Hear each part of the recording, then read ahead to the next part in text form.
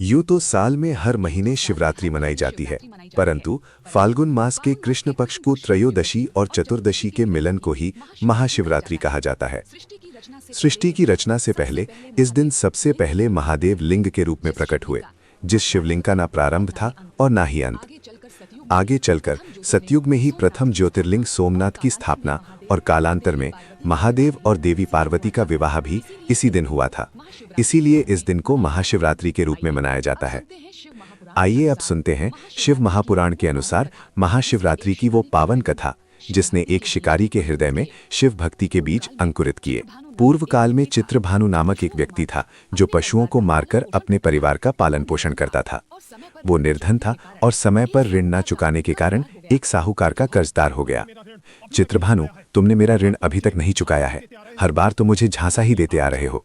बस बहुत हुई ये आंख में चौली, अब तुम्हें इसका दंड भुगतना होगा। क्रोधित साहूकार ने शिकारी को एक शिव मठ में बंदी बना लिया, लेकिन शिकारी यहाँ ध्यान मग्न होकर महादेव की कथा कहानियां सुनता रहा।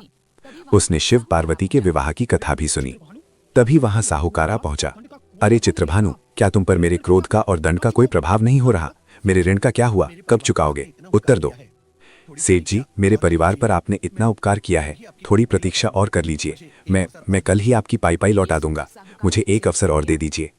ये सुनकर साहूकार ने उसे छोड़ दिया। भूख प्यास से व्याकुल चित्रभानु शिकार के लिए एक बेल के पेड़ पर जा बैठा।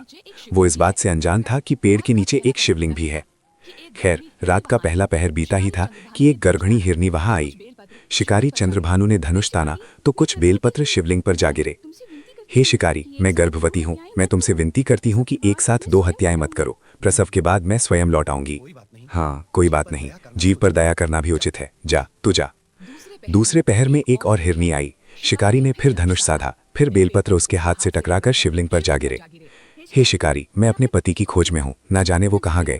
मुझे जाने दो, मैं उनसे मिलकर वापस आ जाऊंगी। मुझ पर विश्वास करो।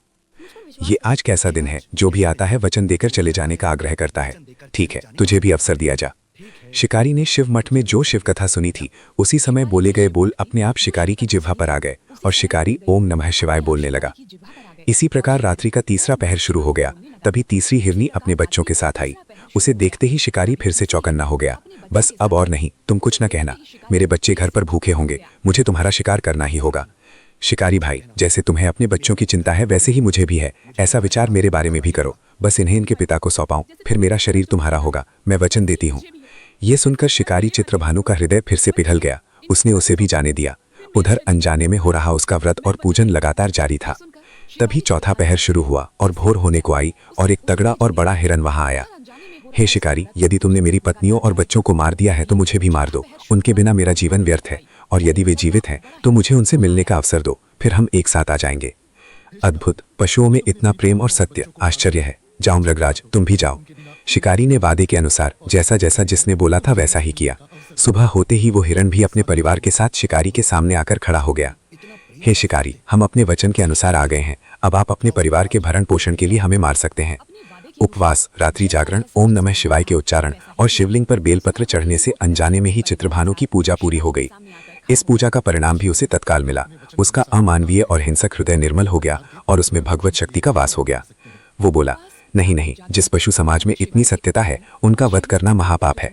न जाने क्यों मेरी बुद्धि निर्दोष पशुओं की हत्या करने के विरुद्ध हो गई है। मेरा शिकार करने का मन नहीं कर रहा। जाओ जाओ, तुम सब स्वतंत्र हो। हे महादेव, मैं क्या करूं? मैं इन निर्दोषों की हत्या नहीं करना चाहता, पर अब मेरे परिवार का पालन पोषण कैसे होगा? सेठ जी का ऋण मैं कैसे चुकाऊंगा? मेरी रक्षा करो भोलेनाथ, दया करो महादेव।